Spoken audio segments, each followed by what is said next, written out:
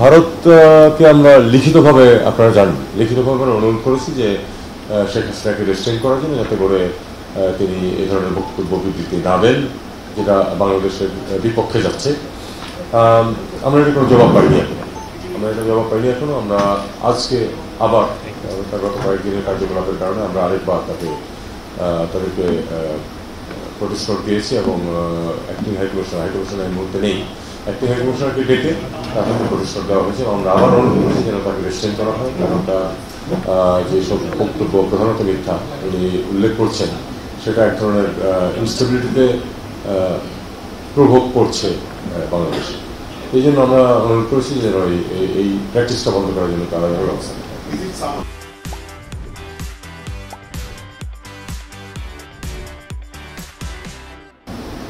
দেখুন, প্রথম কয়েকদিনের একটু আইন শৃঙ্খলা সমস্যার পরে আস্তে আস্তে কিন্তু সবকিছু স্ট্যাবিলাইজ করে আসছিল এবং আপনারা একটা জিনিস খেয়াল করবেন যে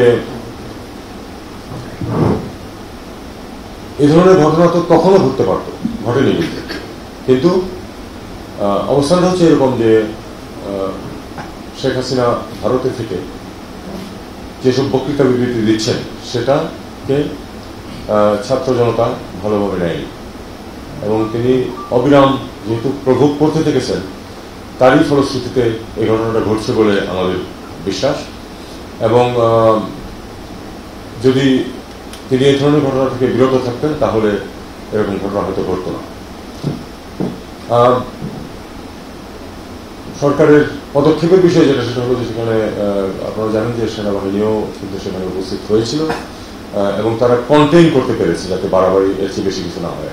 একেবারে তারা তো যখন শুরু হয়ে গেছে সেটাকে সম্পূর্ণ থামাতে পারেনি, কিন্তু এটা যাতে ছড়িয়ে না পড়ে বা আরও যাতে ক্ষতি না হয় সেটা তারা কন্টেইন করতে পেরেছে। মানে